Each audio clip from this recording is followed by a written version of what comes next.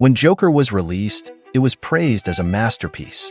The film was bold, raw, and unafraid to delve into uncomfortable truths about society and the human psyche. It didn't just tell the origin story of a villain. It created a deeply human portrait of a man pushed to his breaking point. Naturally, when a sequel was announced, fans were eager to see what could possibly follow. But Joker Folie didn't meet those expectations. Instead of building on the foundation of the first film, it veered into a completely different direction, leaving many fans disappointed and critics divided. We are about to dive into what went wrong and why Folie struggled to live up to its predecessor.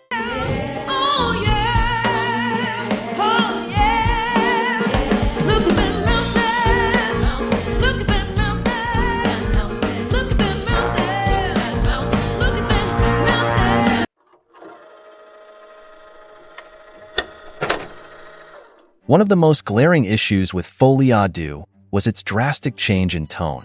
The original Joker was a grounded character study, depicting a grim reality that felt disturbingly real. It was unrelenting in its darkness, presenting Arthur Fleck's descent into madness as something both tragic and inevitable. In contrast, Folie leaned into a more stylized, theatrical approach, incorporating musical numbers and surreal imagery. While a tonal shift isn't inherently bad, this one felt jarring. The shift from the gritty realism of the original to a more flamboyant, almost dreamlike style made the sequel feel disconnected from its roots. The musical sequences, in particular, became a point of conflict. They didn't seamlessly blend into the story, often feeling like interruptions rather than organic extensions of the story. Instead of enhancing the film's emotional impact, these sequences pulled us out of the experience, making it harder to connect with the characters. As you go on your way, that's entertainment. I don't want to sing anymore.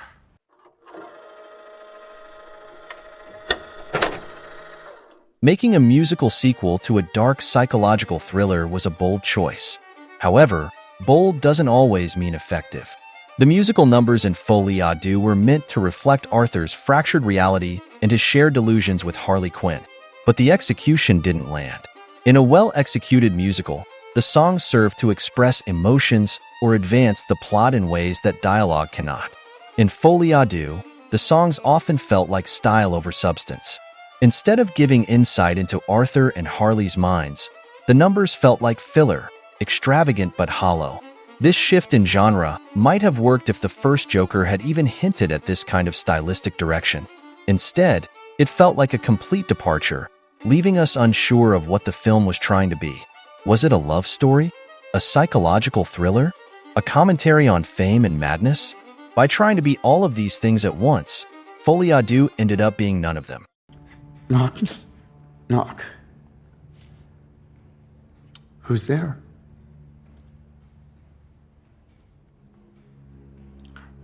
Fleck.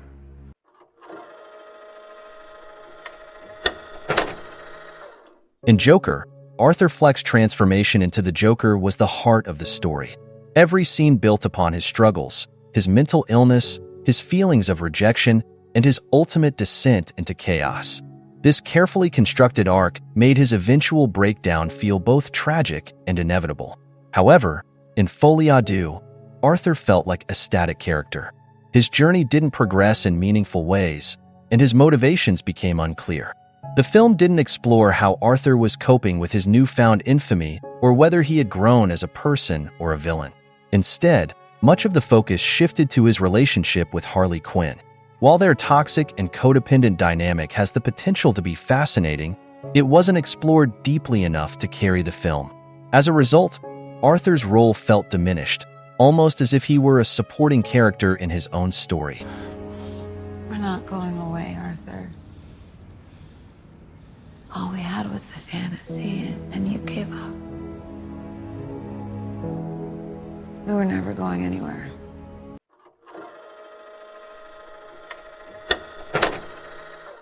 The introduction of Harley Quinn, played by Lady Gaga, was one of the most anticipated aspects of the sequel.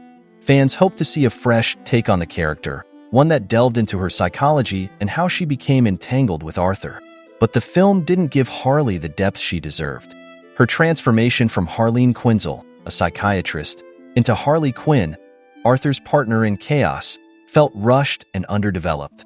The movie failed to explore her motivations or the factors that led her to fall for Arthur. Their relationship, which could have been the emotional and psychological core of the film, ended up feeling surface level.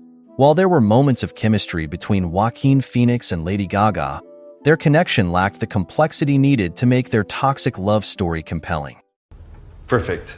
Psychopath says, how about I get you what you fucking deserve?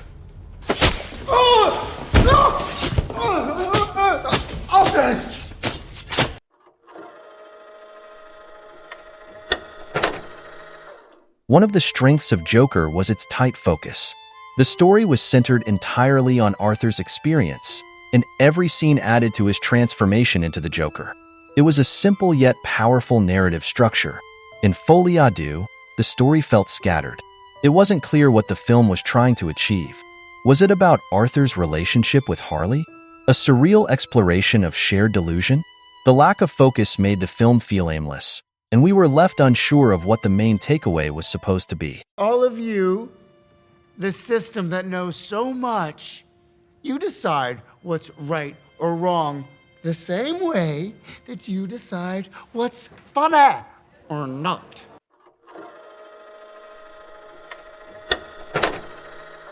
The climax of Joker was one of the most memorable moments in recent cinema. Arthur's appearance on Murray Franklin's talk show and the chaos that followed were both shocking and deeply cathartic. It felt like the culmination of everything the film had been building toward.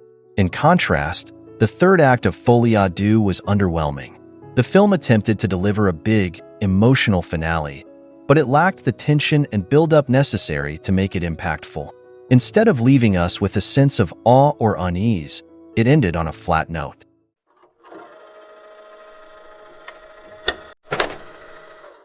And finally, it's impossible to ignore the immense pressure Folie à Deux faced. Joker was a cultural event, earning over $1 billion at the box office and winning Joaquin Phoenix an Oscar. The sequel was always going to face sky-high expectations. But instead of building on what made the first film successful, Folie à Deux tried to reinvent itself entirely. While this approach was ambitious, it ultimately backfired, as it alienated fans who wanted a continuation of Arthur's story, not a reinvention of it. Joker Folie à Deux had big shoes to fill, and while it tried to innovate, it lost the essence of what made Joker so impactful. The tonal shift, underdeveloped characters, and lack of meaningful commentary left us feeling let down. Sequels don't need to reinvent the wheel. They need to respect the foundation of the original while building something new.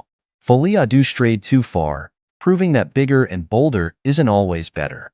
In the end, the sequel became a reminder that sometimes a standalone story is best left untouched. Make sure to like and subscribe if you enjoyed this video, and I will see you in the next one.